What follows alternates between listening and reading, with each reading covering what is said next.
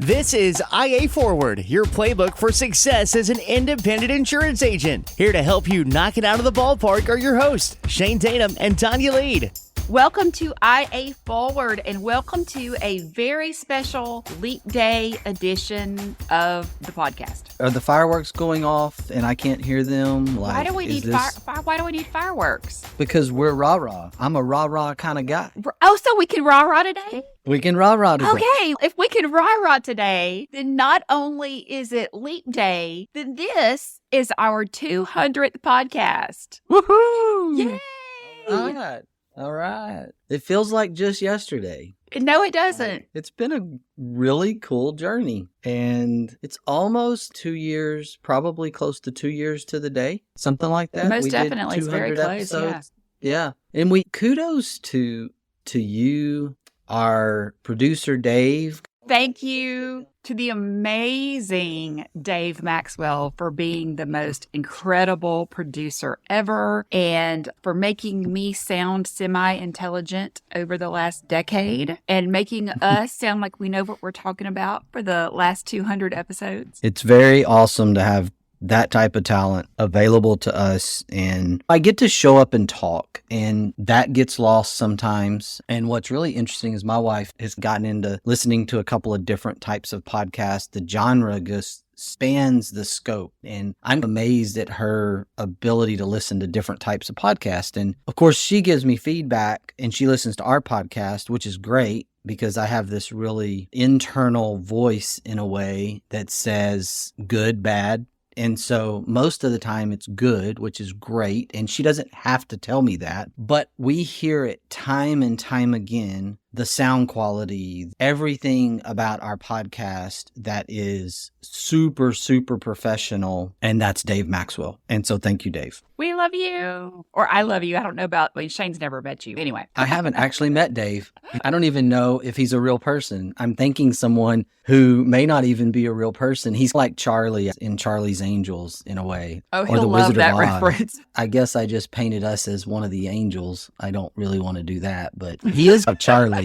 I don't really want to paint myself as one of Charlie's angels, so I'm not really sure where to go with this. Good morning, angels. But since it's our 200th episode and it is Leap Day, leap year. Wow. Now you want to talk about cheesy. Let's go with taking a leap of faith with your agency. Okay. That's timely, especially in this marketplace. That's certainly timely if you really back up and think about it. It's even what I would call an evergreen topic. If you're going to start a business, run a business, be a small business owner, which all of us are pretty much going to be small business owners. Let's just be realistic about this. There may be the 0.1% that actually end up running something larger than a small business. Because let's not forget that small businesses are generally defined up to a couple hundred employees, 250, maybe even in some circles, even up to 500 employees. There's just not a lot of insurance agency organizations that reach those heights, and 30 or 40 or 50 employees in an insurance agency organization is a very sizable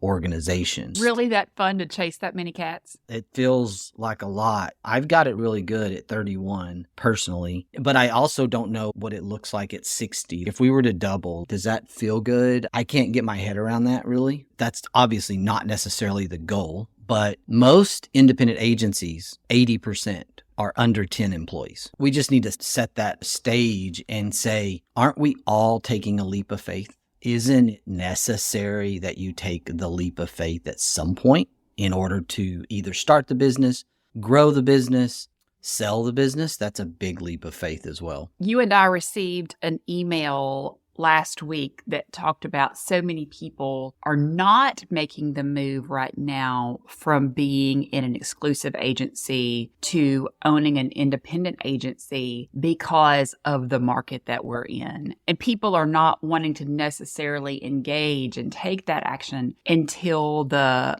current hard market resolves itself. And I thought, okay, that makes sense. And then I see our new Integra agents that are coming on board with us right now that are taking that leap of faith, even though the market may not be perfect, which I don't know if it ever is, but they're doing it anyway.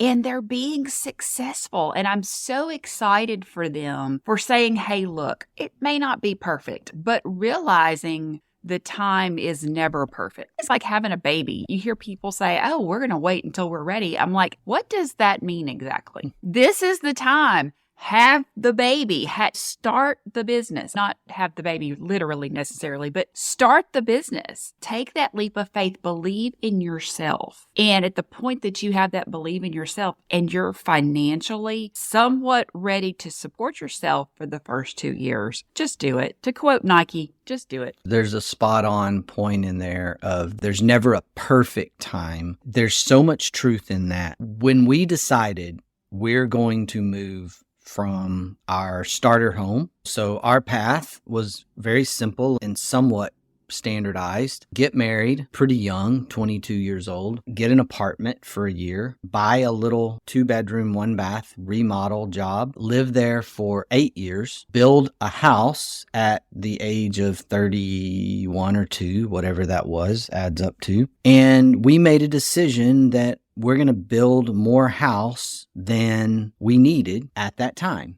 And our goal at that point, we just made a decision. We happened to be in a decent interest rate cycle in 2004, 2005. And we made a decision that we were going to do this. We just both felt very comfortable with, we're not going anywhere. We're going to die in this house. That's a big, bold statement at 30 something to say we're going to live in this house for 50 or 60 years, health willing. That's what we did. And that's where we've been for almost 20 years. But that was a decision we made. And here's the thing. One of the key factors of making that decision was I had this conversation with this older family friend. He's been in the cattle business forever, an old cowboy at nearly 80, still doing his thing. And he made the comment one day and he said, there's never a good time to build your house. You just build the house.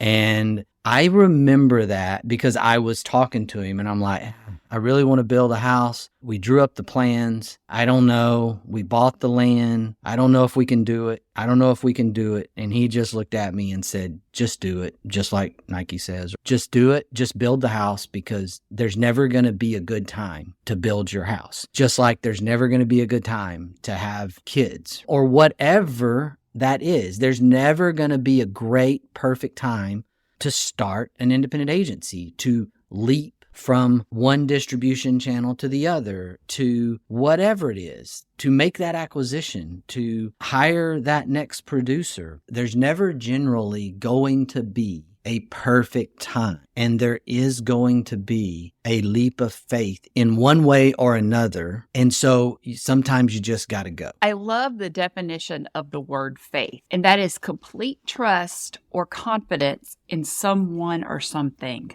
And here's the thing. If you don't have faith in yourself, if you don't have complete trust or confidence in yourself, that's where you need to dig deep. Dig deep right now. You're it. And I have so much confidence that if this is what you want to do, you're going to figure out a way to make it happen. Sometimes it's just taking that first step. You've done your pros and cons. You want to do this. You're ready to do this. If you're already in your agency, you want to take that next step. You want to do that next thing.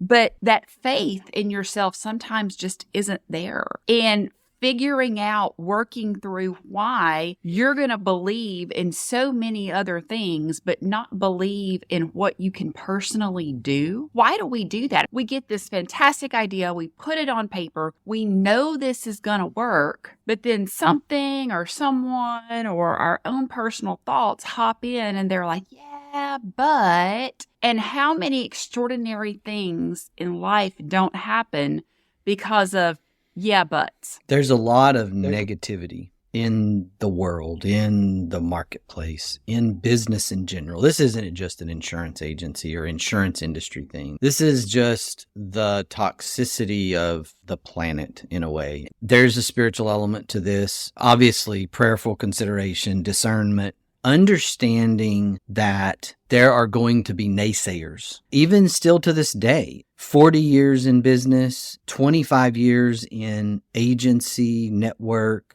model, different models, yes, but been doing the agency network, agency group thing for 25 years now. And there's still people I run into that have something negative to say about an agency network or about the independent agency system. I even heard an independent agency the other day sent me an email griping and complaining, just to be blunt, that this so-called independent agency system isn't all it's cracked up to be. Now, this is a guy that moved from the captive system because they were mad about the captive system. There's always going to be negative people. And the question is, are you listening to the negative people? Or are you listening to your own prayerful discernment? Are you listening to the positive people in your life? Are you surrounding yourself with positive people or toxic people? Who gets your time and who are you listening to? And if you're listening to people that you wouldn't really want to take advice from, then that's a problem. It's really important that we keep that perspective when we're thinking about this leap of faith. And that's something that took me a while to learn. I have struggled at times to discard the significant minority negativity or complainer just because it was a negative comment. I wonder how many other people feel that way. And the reality of it is that it's 1 out of 10 at best. Maybe it's 1 out of 20, and you can't make decisions on those percentages. You just got to flip that around. Yeah, but 90%, 95% are saying go and yes, and this is great. And we tend to spend all of our energy on that 5 and 10% thought process. Another definition of faith is inner attitude, conviction, or trust. Trust is what stands out to me. Really hard for us to trust as human beings. Trust is that thing that's almost impossible to earn, but it's the easiest thing to lose. And that is something that is interesting to me because there have been many conversations with producers, former captive agency owners who have made that leap, who have started an independent agency. And I tend to see us as an organization, me as an individual from a leadership standpoint, I tend to have conversations over the first 1 to 3 years. And a lot of those conversations are centered around building trust. And it's because of an experience that person maybe went through in another agency, in another organization. When you put that in perspective, we automatically think, I got burned here, so everybody's bad, or watch your back, or I can't trust anyone. That can cause us some pain, and that can cause us to not make the leap. Everybody's out to get me. Everybody's not out to get you. Some people are out to get you because some people are out to get everybody. It's not just you, but there are some other people who are out to help you and want to see you be successful and want to see you grow a business. And what I want you to do is find those people. That's the key to this leap of faith piece. There's something really cool going on my desk right now. And I have a crystal cube on my desk that I'm sure that you have as well. They were gifts from our Integra team members for Bosses Day last year. And they've got something different etched on each side. And one side has our core values etched into it. And then the back side has our corporate mantra of do the right thing. And it has your dad's name underneath it, because that was his quote. And so right now the sun is shining through this beautiful piece of crystal. So the shadow is on my desk. And so the words make it personal, or like, I'm going to put this picture on our social media page so you can go see what's happening on my desk right now. But I just think it's really neat in this moment. And so the part of our core values of make it personal is shiny. And then as the sun is shining through, do the right thing. And your dad's name is like in shadow on my desk. That's what we're saying is do the right thing. Make it personal. Make it about you. Take that leap of faith. When we talk about our core values and we use make it personal, so many times we look at this as make it personal for the person you're talking to. And we forget there's the side to make it personal for yourself. And we're always worried as agents about taking care of everyone else, but it's okay to make it personal about you too. And that's what I'm talking about today when we're talking about taking that leap of faith. Make it personal. Do the right thing for you. Have faith in yourself that you can start that agency, that you can take the agency to where you want it to be. The timing's never going to be right, but have the faith in yourself to make it happen. I'm a huge Godfather fan. I literally watched a clip last night. The reality of it is that I'm on record saying the Godfather got it wrong. It's not personal, it's business. That's not right. I'm going to tell you that my opinion is that's not right. Meg Ryan got it right in You Got Mail. It is personal, especially in the realm that we're talking about as small business owners. Of course, it's personal. It's your business. It's your livelihood. It's your income. It's your family's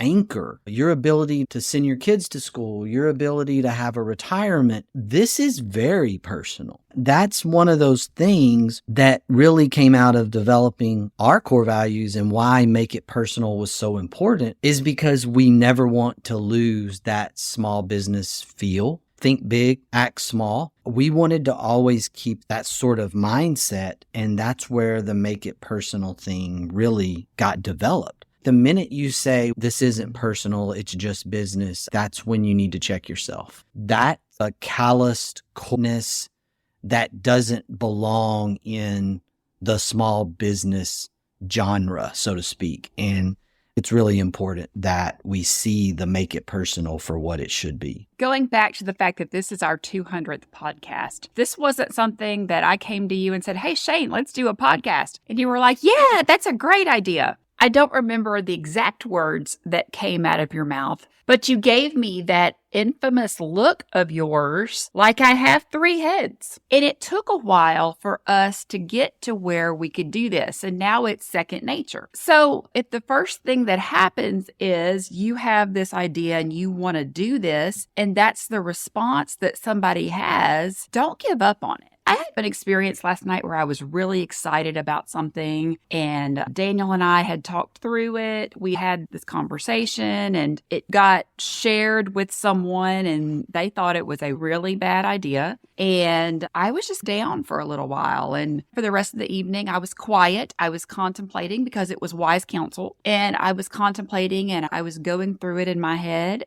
And Daniel and I got home and he looked at me and he's, okay, what's wrong? And I went through and shared with what I was feeling. And he said, but that's not what you believe and it's not what I believe. And yes, that's wise counsel.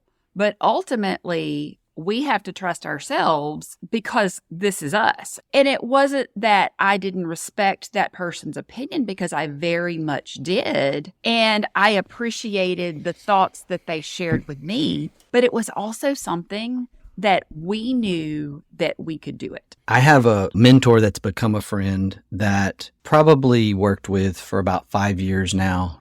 Not one time has he told me what to do. When my dad was alive and I would have these ideas that I was so ecstatic about, I would run into his office. It was so funny because he was a banker. And so the bank was one side of the building and the insurance office, agency office was the other side of the building. And his office was in the middle with a door going both directions. So you could enter his office from our insurance agency, or you could enter his office from the bank. And during the day when he was in his office, unless he had a meeting going on of some sort, both doors would stay open. And I would be so excited about something. And one of the things that I've harped on for first generations talking to second generations and bringing them into their business is giving your children space, giving them room to fail, the room to be creative, bring different things to the table. Not one time, just like my mentor, can I remember my dad saying, that's a bad idea, or don't do that. There was a point in time where I was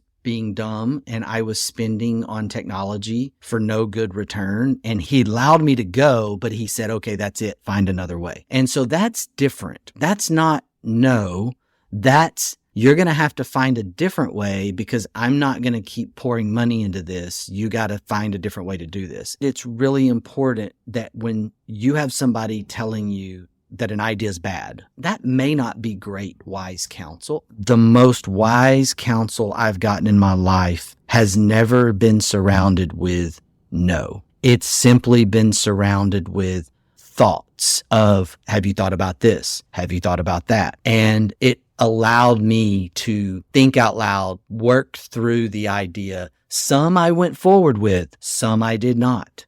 I honestly think that's how our podcast got started. That was more of an internal question about myself. I had zero questions that Tonya would be good at this. I knew that it was really about, am I willing to commit the time? Am I willing to do this? Am I willing to put myself out there, take that leap of faith and make myself vulnerable? What if I fail? I don't want to fail. There's a prideful thing here. When you put yourself out there, you become super vulnerable to the risk of failure. And there's so many great examples throughout history of incredible leaders, innovators who failed. That's why I'm not an advocate that people fail, but I am not one of these guys that sits here and says that failure is not an option. Failure is always an option out there. And sometimes the failure has to happen for you to grow. One of the things that I did wrong last night in this conversation is that I preach that you find that one person, you find those two people that you really trust, and you only share your ideas with that person. And that you don't tell everybody what you're doing to get their opinion. You can discuss it with the people that are involved, or the people that you want to be involved, or the people that are closest to you. This was a situation where I was excited. This was somebody that was on the fringe of the group of people that may have been involved. And it just happened. We were all talking and it just came out. This is what I'm thinking about. And it really put a damper on the idea for me. And then today I woke up and I'm like, I just did what I encourage people not to do. And that is tell too many people what you're going to do. I have seen so many people with fantastic ideas have them kiboshed because they got 8, 10, 12 different people's opinions. And it's something that I'm very careful not to do. Last night I did it, and it was a reminder of why you shouldn't do it. Take the leap of faith, believe in yourself, seek wise counsel. But I love Shane's reminder of maybe that wise counsel doesn't say no. Maybe it says, he said to me about 2 weeks ago, I'm new ventured out right now. Let's write it down, let's highlight it, and let's come back to it later. I'm impressed that actually stuck in your brain. That's actually pretty impressive. Any opinions, any guidance beyond a small circle, a pretty tight small circle, mentors, anything beyond that, you're just basically asking for somebody to validate the reason why you shouldn't. Or you're asking for confusion in your own mind. You're inviting confusion.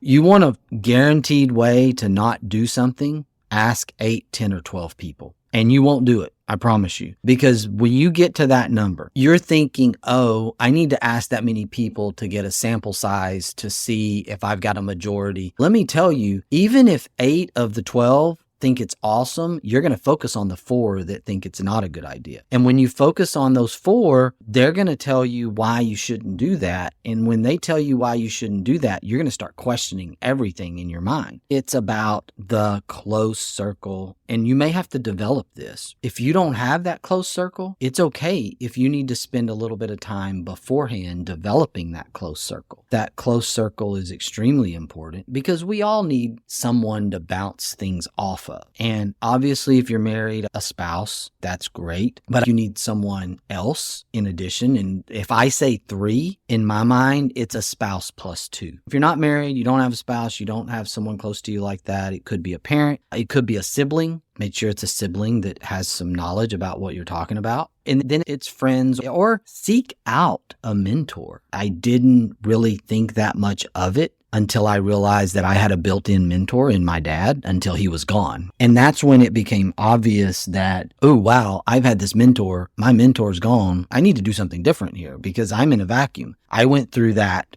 1.5-year process of where do I go? What do I do? My wife was extremely happy when I found a couple of mentors, and everything didn't have to go to her as, what do you think? What do you think? Yeah, I still talk to her about it, but it became less of a burden on her to be that one person. Happy 200th episode. Thank you so much for listening to us, for giving us your time, for investing, for having a leap of faith in Shane and I and in IA Forward. Is a 200th episode like a 200th anniversary in podcast world? Yeah, I mean, it's an anniversary. It's a milestone, whatever you want to call it. So happy anniversary, IA Forward podcast. It has been such a growing thing for me, and it has been such an exciting thing. And it's one of those things that I'm always going to be able to think back on and go, wow, that's how you step out a little bit, take a leap of faith. That's how you get out of your comfort zone. So I'm so excited that we're here. Here's to the next 200. Thank you, Tonya, for all that you do with this. Obviously, thank you, Dave, for all that you do. I'm going to leave us today with this quote from my first sports crush, the great one, Wayne Gretzky.